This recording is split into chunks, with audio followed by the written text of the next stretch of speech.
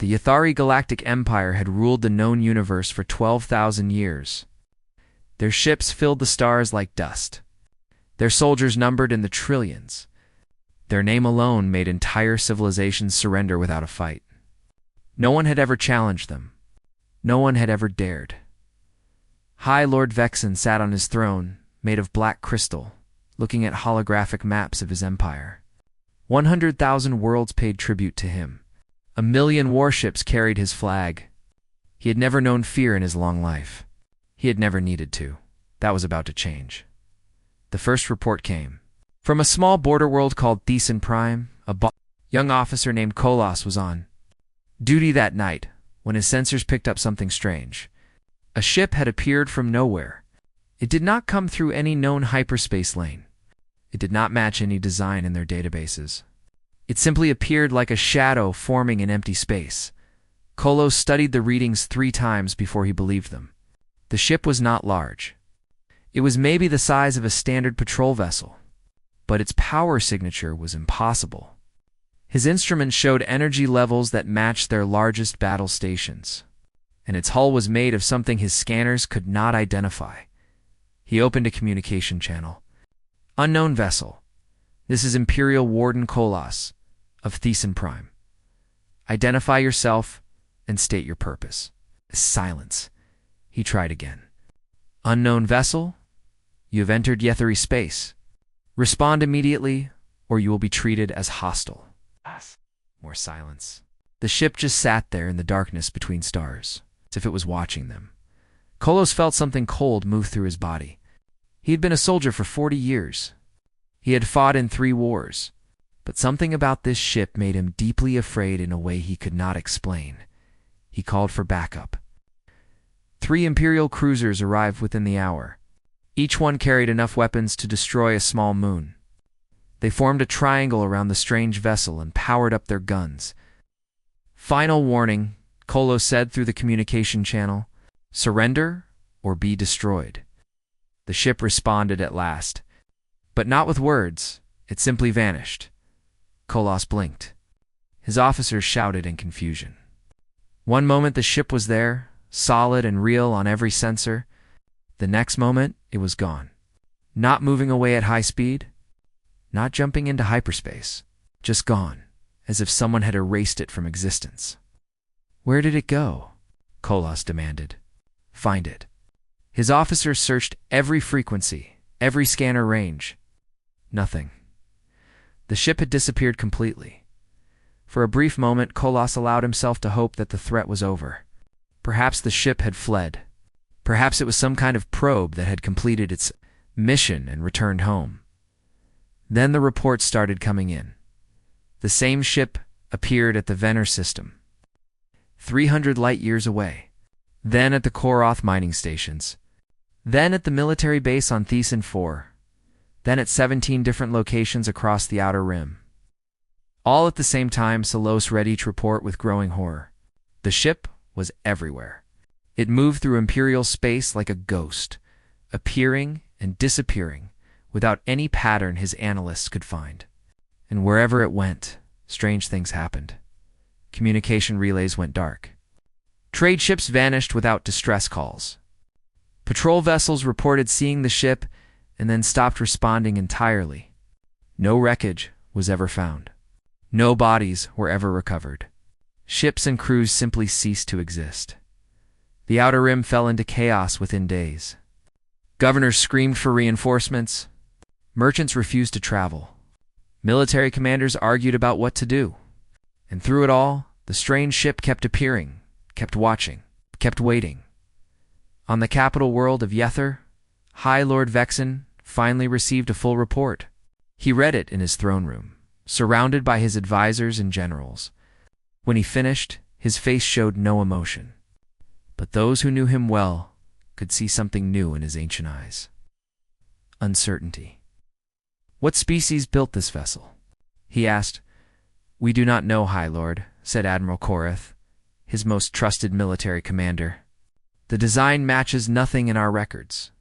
The technology is completely unknown to us. How can one ship threaten an empire of 100,000 worlds? Koreth hesitated. "High Lord, our analysts believe this ship possesses technology far beyond our own. Its shields appear to bend light itself. Its weapons operate on principles we cannot understand, and its ability to appear in multiple places at once suggests they have mastered some form of travel that we have not even imagined." Vexen's clawed hand tightened on the arm of his throne. For 12,000 years, the Yatheri had been the most advanced species in the galaxy. They had conquered or destroyed every civilization they encountered. The very idea that someone might be more powerful than them seemed impossible. "Find this ship," Vexen commanded. "Find out who built it, and destroy them." Korath bowed low. "It will be done, High Lord." But even as he spoke the words, Korath felt doubt gnawing at his stomach. He had studied the sensor data from Thesan Prime. He had seen how icily the ship had escaped 3 cruisers. He had read the reports of patrol vessels vanishing without a trace. For the first time in his career, Korath wondered if the Yathari had finally met something they could not defeat. In the weeks that followed, the Empire sent its best hunters after the mysterious vessel. Scout fleets spread across the Outer Rim. Spy networks activated on 1,000 worlds. The greatest minds in the Empire studied every piece of data they could gather. They found nothing. The ship continued to appear and disappear at will. It seemed to be studying them, learning their patrol routes and communication networks. It never attacked directly, but its presence alone was causing damage. Fear spread through the Empire like a disease. Rumors grew wild and terrible. Some said the ship was a weapon from an ancient civilization. Others claimed it was a demon from the void between galaxies, and on a small agricultural world called Venner. Far from the capital and its politics, a young researcher named Tellen looked up at the night sky and saw something that would change her life forever. A dark shape was descending through the clouds. It made no sound. It showed no lights. But she knew, somehow, that it was the ship everyone was talking about, and it was landing right in front of her. Tellen stood frozen in her field, her heart pounding as the ship touched down on the soft earth. Steam rose from its hull. A door began to open. She should have run. She should have called for help. But something kept her feet planted where they stood. She had to know. She had to see what was inside. The door opened fully, and a figure stepped out into the pale moonlight. Tellen gasped. It was not a monster. It was not a demon. It was something far more unexpected. It was small. It had soft skin with no scales or armor. It walked on 2 legs and had 2 arms, just like her own species. Its face was flat and strange, but its eyes were intelligent and alive. The creature looked at her and smiled. And then it spoke. "Hello," it said. "My name is Yeho. I have come a very long way to meet you." Tellen could not move. Her legs felt like stone. Her breath came in short, quick gasps. The creature standing before her was unlike anything she had ever seen. It was smaller than her, with no claws, no fangs, no natural weapons of any kind. Its skin looked soft and fragile. Yet it stood there without any fear, as if meeting an alien species was the most normal thing in the world. "Please do not be afraid," the creature said. Its voice was calm and gentle. "I am not here to hurt you." Tellen found her voice at last. "What are you?" "I am human," it said. "My name is Yeho. I am the captain of this ship." Human Tellen had never heard the word before. The Athari Empire had cataloged thousands of species across the galaxy. She had studied many of them in her work. But humans were not in any database she knew. "Where do you come from?" she asked. Yeho pointed up at the stars. "From a small world called Earth, very far from here. It took us a long time to find you." Behind Yeho, more figures emerged from the ship. Tellen counted 12 in total. They were all humans, some male and some female. They moved with quiet confidence, checking equipment and scanning the area with small devices. One of them, a tall male with a serious face, approached Yeho and spoke in a language Tellen did not understand. Yeho nodded and turned back to her. "This is Sunho," he said. "He is my second in command. He worries about everything, but that is why he is good at his job." Sunho gave her a brief look that showed nothing. His eyes were cold and calculating, like a soldier measuring an enemy. But he made no threatening move. A female human approached next. She had kind eyes and moved with gentle grace. "I am Yuna," she said. "I am the doctor of our crew. Are you hurt? Do you need any help?" Talon shook her head slowly. These creatures were strange beyond anything she could imagine. One moment she was terrified of them. The next moment they were offering her medical care. "Why are you here?" Talon finally asked the question that burned in her mind. "Why is your ship flying through our empire? Why are you causing so much fear?" Yeho's expression changed. The friendly smile faded, replaced by something harder and more serious. "May I ask you something first?" he said. "Do you know the history of your empire? Do you know how the Athari rose to power?" Talon felt a strange chill at his words. "We are the oldest civilization in the galaxy. We brought order to chaos. We united the stars under one rule. That is what they teach you," Yeho said softly. "But that is not the whole truth." He pulled out a small device and pressed a button. A holographic image appeared in the air between them. Talon saw a world she did not recognize. It was beautiful, covered in blue oceans and green forests. This was the home world of a species called the Melore, Yeho said. 3,000 years ago, they were developing their first spacecraft. They were peaceful. They loved music and art. They dreamed of exploring the stars. The image changed. The beautiful world was now burning. Ships with Yathari markings filled the sky, raining fire down on cities and forests. "Your empire destroyed them," Yeho continued. "Every single one. Because they had resources your people wanted. Because they were weak and could not fight back." Talon felt sick. That cannot be true, is true. And the Melori were not the only ones. More images appeared. World after world, species after species. Burning cities. Mass graves. Chains on prisoners being led onto slave ships. "We have counted 63 civilizations that the Yathari have erased from existence. Hundreds more that they have enslaved." Talon stepped back, her mind spinning. She had grown up believing the Empire was a force for good. She had been taught that other species were primitive and needed Yathari guidance. She had never questioned any of it. "We have been watching your empire for 30 years, Yeho said. "We detected your expansion and studied your history. We saw what you do to any species weaker than yourselves. If you have been watching for so long, why come now?" Talon asked. Yeho looked up at the night sky. "Because we finally decided what to do about it." Another crew member approached. He was shorter than the others, with quick eyes and grease stains on his hands. "Captain, I have finished the scans. Local communication is basic. We can broadcast to the whole planet whenever you want." "Thank you, Minho," Yeho said. He turned back to Talon. "We are not here to conquer your empire. We are not here to kill your people. We are here to show everyone the truth, that the Yathari are not gods, that their power is not absolute, that the species they have enslaved can fight back and win." Yeho's eyes were fierce now. "We are here to be a spark. What happens after depends on everyone else." Talon thought of the chaos spreading through the outer rim, the fear in the military reports, the panic among the governors. One small ship with 12 crew members had done all that. "Your technology," she said. "It is far beyond ours. How is that possible?" "The Yathari have been traveling the stars for 12,000 years. Yuna the doctor answered this time. "Humans have only been in space for about 400 years, but we learned to work together. We shared knowledge instead of hoarding it. We made peace with each other instead of endless war." She paused. "It was not easy. We almost destroyed ourselves many times, but we survived, and we grew." Sunho spoke for the first time since his introduction. His voice was deep and flat. "Your empire wastes most of its resources on controlling its own populations, on building weapons to threaten your neighbors, on maintaining power through fear. We spent our resources on learning, on growing, on becoming better."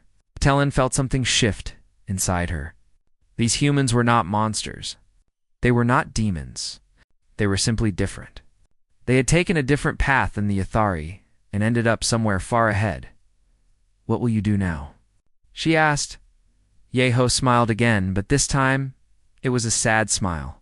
We will keep moving, keep appearing, keep showing your people that there is something in the universe they cannot control.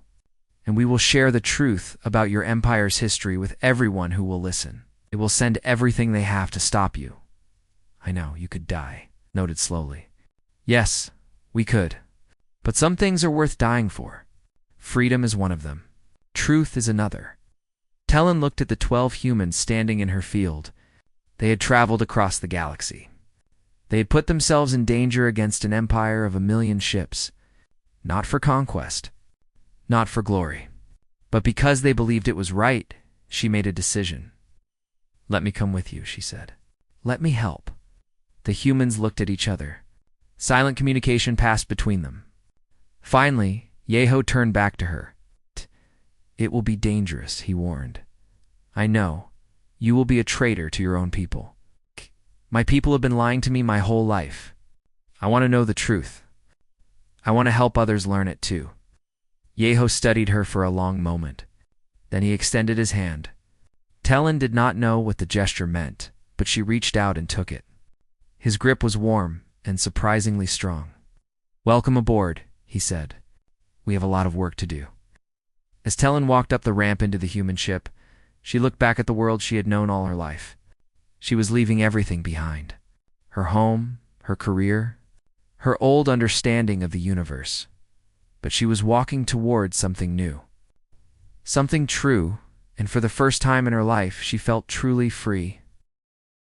High Admiral Karath stood on the bridge of his flagship and looked at the greatest fleet ever assembled. 50,000 warships stretched across the void of space in every direction. Dreadnoughts the size of small moons. Carriers filled with fighter craft. Destroyers with weapons that could crack planets in half.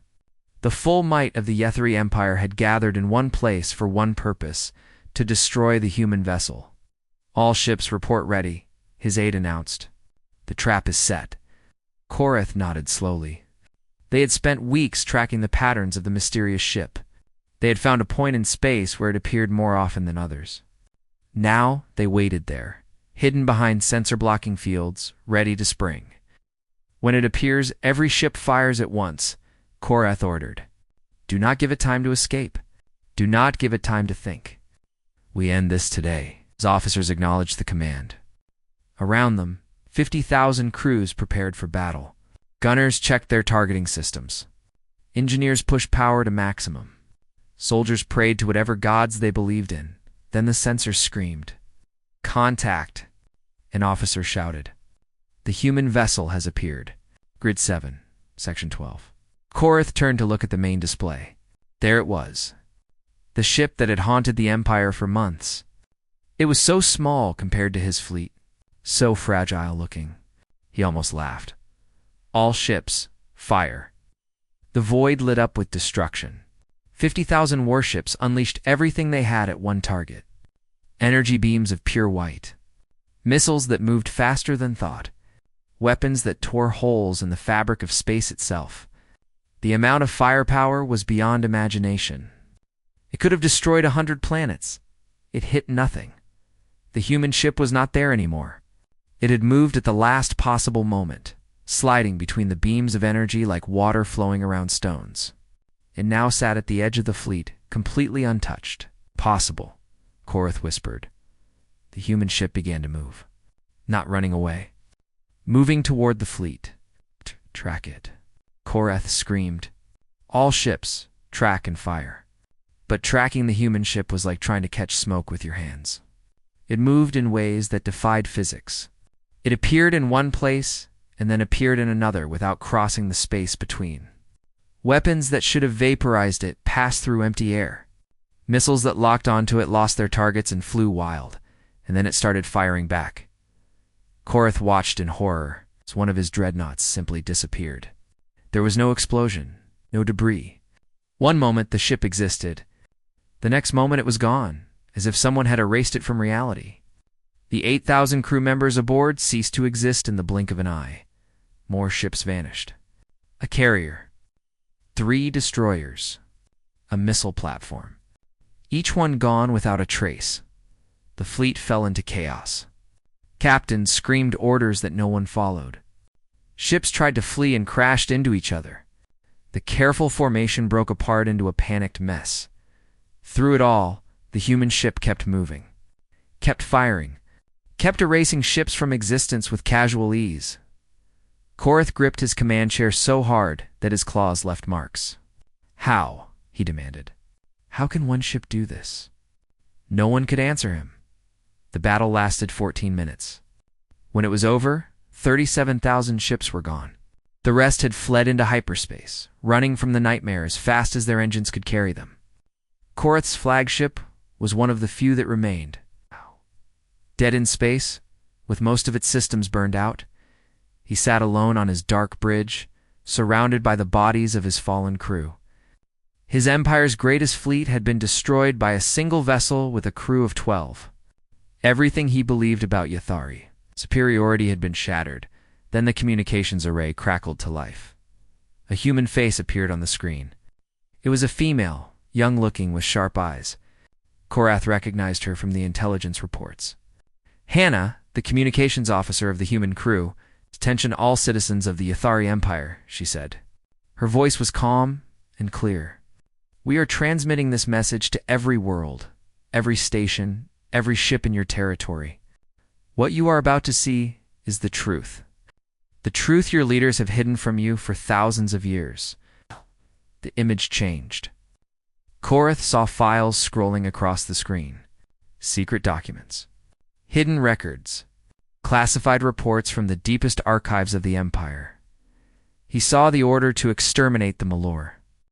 He saw the plans to enslave the Kosari. He saw records of genocide after genocide, slavery program after slavery program. Every dark secret the Empire had ever buried was now being broadcast to trillions of eyes. "Your empire was not built on strength," Hannah continued. "It was built on cruelty, on the bodies of innocent species who could not fight back. The Yathari are not superior. They are simply bullies who never met anyone stronger than themselves." The transmission ended, but Korath knew the damage was already done. Across the Empire, the truth was spreading. On 100,000 worlds, people were seeing what their government had really done. Slaves were learning that they had once been free peoples with their own cultures and histories. Citizens were discovering that their prosperity was paid for with blood. On the slave world of Cause, an old worker named Denna watched the transmission on a cracked screen. She remembered stories her grandmother had told her, stories about a time before the Yathari came. She had thought they were just tales. Now she knew they were true. She looked around at the other workers in the labor camp. They were all watching the same screens. They were all realizing the same thing. "They lied to us," someone said. "They have always lied to us." Denna picked up a heavy tool from her workstation. It was not a weapon, but it could become one. "Not anymore," she said. On the military world of Vareth, soldiers watched the transmission in their barracks. Many of them had been told they were bringing civilization to primitive worlds. They had believed they were heroes. Now they saw the truth. They had been tools of oppression. Some refused to believe it. They shouted that it was enemy propaganda, lies made by the mysterious attackers to weaken the Empire. But others fell silent. Others remembered things they had seen, orders they had followed that did not make sense at the time. Captain Kolos, the officer who had first detected the human ship at Thesan Prime, watched the transmission alone in his quarters. He thought about his career, all the battles he had fought, all the pacification missions he had carried out. He had killed people. He had helped enslave entire populations. And he had told himself it was for the greater good. Now he saw it clearly. There was no greater good. There was only power in those who used it. He took off his imperial badge and set it on the table. Then he walked to the armory, took a weapon, and headed for the bridge. He did not know what he would do when he got there, but he knew he could not follow orders anymore. Across the galaxy, the Empire began to crack. Not from outside attack, from inside, from the weight of its own secrets finally being exposed to the light. And somewhere in the darkness between stars, a small human ship watched it all happening. It is working, Minho said, checking the data streams. The transmission reached 94% of Imperial space. Social unrest is rising on thousands of worlds. Captain Yeho nodded, but his face was not happy. A lot of people are going to die, he said quietly. Revolutions are never clean. They were dying anyway, Sunho replied. At least now they die fighting for something real. Yuna put her hand on Yeho's shoulder. We gave them a choice. That is all we could do. Yeho looked out at the stars. Somewhere out there, an empire was burning. He had lit the fire. Now he had to see it through. What is next? Talon asked. She had stayed with them since Venner, learning about humans and their strange ways. Now we help them win, Yeho said. The truth is out. But truth alone does not defeat armies.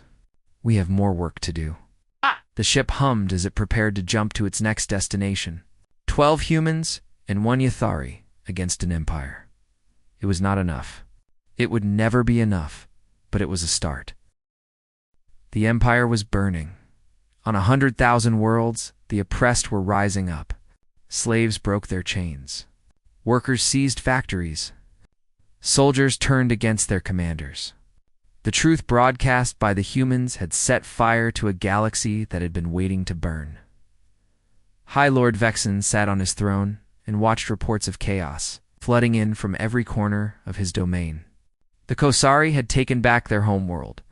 The Malori survivors, hidden for 3,000 years in secret colonies, had emerged and declared independence. The Outer Rim was lost entirely, and the inner systems were starting to shake. Find the humans, Vexen hissed at his remaining advisors. Find them and make them suffer. But finding the humans was impossible. The ship called the Wanderer appeared wherever it was needed most. It was everywhere and nowhere, a ghost haunting the dying empire. On the slave world of Kos, Commander Dohan led a team of 5 humans through burning streets.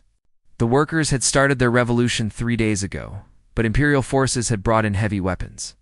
The rebels were losing. Dohan checked his scanner. Imperial command post is 2 blocks north. They are controlling the automated turrets from there. We take that out, the rebels have a chance. Beside him, a human named Junho nodded. He was the youngest of the crew, barely 25 years old. Security is heavy. 20 guards, plus automated defenses. We have handled worse, said Yunji, the weapons specialist. She was small and quiet, with gentle eyes that made you forget she was the deadliest soldier on the crew. I will take the left flank. Junho, you have the right. Commander, straight up the middle. Dohan smiled. Just like we trained. They moved through the smoke and fire like shadows. The Imperial guards never saw them coming. Yunji disabled the first 5 with precise shots that made no sound. Junho took out the turret controls with a device that fried electronics. Dohan walked straight through the front door and put the commander on the ground before he could reach his weapon. It was over in 4 minutes, as the automated turrets went dark. Ow! The rebels surged forward. They took the government building. They freed the prisoners in the holding cells. They raised their own flag over the central plaza for the first time in 800 years. Denna, the old worker who had first seen the transmission, found Dohan as he was leaving. Thank you, she said. There were tears on her face. We would have lost without you. Ow. Dohan shook his head. You won this yourself. We just helped even the odds. Why? Denna asked. Why do you help us? We are strangers to you. Dohan thought about it for a moment. Because a long time ago, humans were like you. We were divided. We fought each other. We nearly destroyed ourselves. Then we learned something important. What? That we are all connected. That hurting others hurts ourselves. That helping others helps ourselves. He put his hand on her shoulder. What your empire did to you, to all these species, it was wrong. And it is our job as humans to stand against wrong, wherever we find it. He disappeared into the smoke before she could respond, while the ground teams helped rebellions. The Wanderer continued its larger mission. It appeared at weapons factories and destroyed them without killing workers. It showed up at prison ships and freed everyone aboard. It interrupted Imperial communications and replaced them with messages of hope, and everywhere it went, it left something behind. A database, a collection of human knowledge, freely given: science, medicine, history, philosophy, everything humanity learned in 400 years of space travel, offered to anyone who wanted it. On the academic world of Thesan, scholars studied the human files and wept. They had spent their careers being told that Yathari science was the most advanced in the universe. Now, they saw they had been lied to. Human medicine could cure diseases the Yathari had given up on. Human engineering was centuries ahead. Human mathematics described things Yathari scientists had never imagined. How did they advance so fast? A young researcher asked. Her mentor, an old professor named Varen, read through the history files. They shared everything. Every discovery, every invention, available to all. No secrets. No hoarding. He shook his head in wonder. They made each other better instead of competing to keep others down. High Lord Vexen received these reports with growing rage. His empire was crumbling. His military was broken. His people were losing faith, and there was nothing he could do to stop it. Then one of his advisors brought him a new piece of information. We have located the human homeworld, the advisor said nervously. Earth.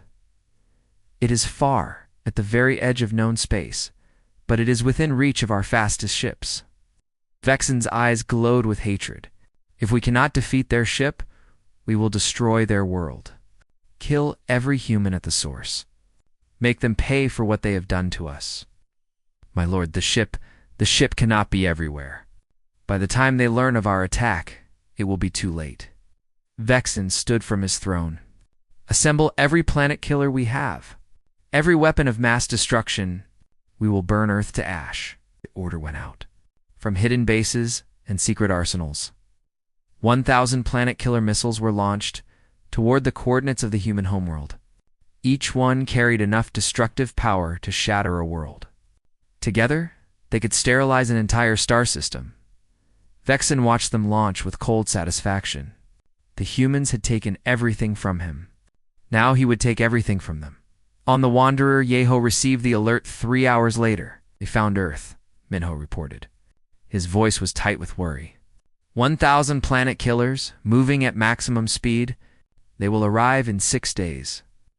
The bridge went silent. 12 humans looked at each other. They had always known this might happen. They had prepared for it. But knowing something might happen and facing it for real were very different things. Can we intercept? Yeho asked. Not all of them. Maybe 20%. Minho ran calculations.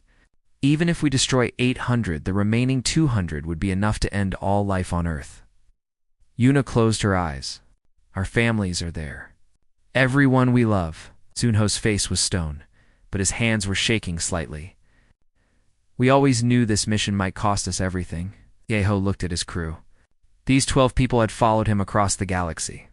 They had risked their lives to help strangers. They had never asked for anything in return. Contact Earth, he said quietly. Tell them what is coming. They need to be ready. Ready for what? Teelan asked. She did not understand. Even with your technology, how can you stop 1,000 planet killers with one ship? Yeho smiled. It was the same sad smile he had shown her on Venner, what felt like a lifetime ago. We are not going to stop them with one ship, he said. Then how? You will see. He turned to the navigation console and entered coordinates. Set course for Earth. Maximum speed. As the ship jumped into faster-than-light travel, Teelan felt something change in the humans around her. The worry faded from their faces. The fear disappeared. They looked at each other with something that took her a moment to recognize hope. They knew something she did not. They had a plan she could not imagine. And whatever it was, it made them smile in the face of total destruction. Teelan had spent her whole life being taught that humans were soft, weak, fragile. Now she understood that she had been wrong about everything. Humans were not weak. They were simply different. And that difference was about to change everything. The Etheri fleet arrived at Earth's solar system, expecting to find a primitive world. Intelligence had told them humans had only been in space for 400 years. They expected simple defenses, weak technology, an easy target. What they found stopped them cold. 300 ships waited in perfect formation around the small blue planet. Each one was identical to the Wanderer. Each one radiated the same impossible power signature. Each one was crewed by humans who had spent 30 years preparing for this moment. Admiral Korath, who had survived the first battle and demanded to lead this attack, felt his blood turn to ice. He had lost 37,000 ships to one of these vessels. Now there were 300. "All ships, hold position," he ordered. His voice cracked, despite his best efforts. On his screen, a face appeared. A human female with gray hair and calm eyes. She wore a simple uniform with no decorations. "I am Admiral Taiwu of the United Earth Defense Force," she said. "You have brought weapons to destroy our world. But before you act, you should understand what you are facing." Behind her, Korath could see other humans gathering. They came from every part of their planet. Different colors of skin, different shapes of face, different styles of clothing. But they all stood together, united in a way the Yathari had never managed, with their conquered subjects. Captain Yeho stepped into view beside Taiwu. His small ship, the Wanderer, had arrived ahead of the fleet and taken its place among the others. 30 years ago, Yeho said, "we detected your empire expanding toward our region of space. We watched you for a long time. We saw what you did to other species. We could have destroyed you then. Our technology was already far beyond yours. Why did you not?" Korath asked. He needed to understand, because destruction is easy. Anyone can destroy. "We wanted to do something harder," Yeho paused. "We wanted to show the galaxy that there was another way," Iwu continued. "We sent one ship, 12 people, not to conquer, but to reveal the truth. To show the oppressed that they could fight back. To show the oppressors that their power was not absolute. The fleet of planet killers drifted in space, useless. The weapons that could shatter worlds were nothing against 300 ships that could erase them from existence." Korath made a decision. He was tired. Tired of fighting. Tired of fear. Tired of being part of something terrible. "What do you want from us?" he asked. Taiwu smiled gently. "We want you to understand something that took our species 200,000 years to learn. True strength is not about domination. It is not about making others afraid. True strength is the choice not to dominate when you have the power to do so." Korra thought about his life. All the battles. All the orders followed. All the species crushed under Yathari boots. He had believed it was strength. Now he saw it for what it really was. Cowardice, cruelty, fear, dressed up as power. "We cannot undo what we have done," he said quietly. "No," Yeho agreed, "but you can choose what you do next." The human fleet did not fire. They disabled the Yathari weapons with precision strikes that killed no one. They gently guided the warships back toward Yathari space, their engines locked to a safe course. Not a single Yathari died. Korath watched in wonder. The humans had the power to erase his entire fleet. They had every reason to take revenge for what the Empire had tried to do to their homeworld. Instead, they showed mercy. Why? He asked Yeho as his ship was being guided away. "Why not destroy us?" Yeho's face on the screen looked thoughtful. "A long time ago, humans made war on each other constantly. We killed millions of our own kind. We came close to ending ourselves many times. Then we learned that every act of violence creates more violence. Every death creates more anger. The only way to break the cycle is to be strong enough to stop it." "That is not strength," Korath said. "That is weakness. That is what we used to think too." Yeho smiled. "We were wrong. It takes more strength to spare an enemy than to kill them. It takes more courage to offer peace than to make war. The hardest thing in the universe is to respond to hatred with understanding." Korath did not reply, but something shifted inside him. A small crack in the wall of belief he had built over a lifetime in the years that followed. The galaxy changed. The Yathari Empire became the Yathari Republic. High Lord Vexen was removed from power by his own people, who had seen the truth and could no longer accept the old ways. A council took his place, made up of representatives from every world that had once been under imperial control. The freed species built their own governments. Some chose to remain connected to the former empire as equal partners. Others went their own way, seeking their own destiny among the stars. Wars still happened. Conflicts still arose. But they were smaller now, and there were always voices calling for peace. The humans helped where they could. They shared their technology freely. They sent teachers and doctors and engineers to worlds that needed them. They asked for nothing in return, except friendship. Tellen became an ambassador. She traveled between worlds, telling the story of her journey with the humans. How she had learned that the universe was bigger than one empire. How she had discovered that strength came in many forms. On a quiet day, many years later, she sat with Yeho on a balcony overlooking a city that had once been a slave camp. Now it was a center of learning and culture, filled with people from a dozen species living together in peace. Oh. Do you regret anything?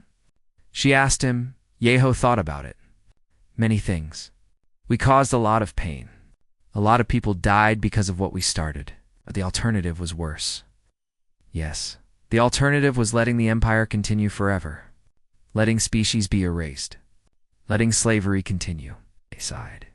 Sometimes you have to choose between bad options and worse options. We chose what we thought was right. It was right, Tellen said firmly. Yeho looked out at the sunset. The sky was turning colors she had never seen on her old homeworld. Beautiful colors that only existed because this world was free. I hope so, he said. I hope history remembers us kindly. Tellen took his hand. It still surprised her how soft human skin was, how fragile they seemed on the outside, and how strong they were on the inside. History will remember that 12 humans changed the galaxy, she said. That you saw injustice and could not walk away. That you had the power of gods and chose to use it for others instead of yourselves. Yeho laughed softly. We are not gods. We are just people who got lucky with technology and tried to do the right thing. That is exactly what makes you remarkable. They sat in comfortable silence as the stars came out. Somewhere up there, ships were traveling between worlds in peace. Species that had been enemies were trading and learning from each other. Children were growing up without fear of conquest. It was not a perfect galaxy. It never would be. But it was better than before. And that was because 12 humans had been brave enough to try. In every corner of known space, beings told stories about the creatures from the small blue world. The soft-skinned beings who could have ruled the universe but chose not to. The strange species that responded to cruelty with kindness and hatred with hope, they called them. Many things, saviors, fools, angels, but most simply called them humans. And in every story, the lesson was the same. True strength was not about what you could destroy. It was about what you chose to protect. True power was not about making others kneel. It was about helping them stand. The humans had proven the most terrifying thing of all. You did not need to be conquerors to change the universe. You simply needed to be brave enough to be kind. And somewhere on Earth, children played under blue skies, knowing nothing of the empire that had tried to destroy them. They laughed and dreamed and looked up at the stars with wonder instead of fear. That was what the 12 had fought for. That was what made it all worth it. Peace. Hope. The simple freedom to look at the stars and imagine better things in the end. That was the most human thing of all.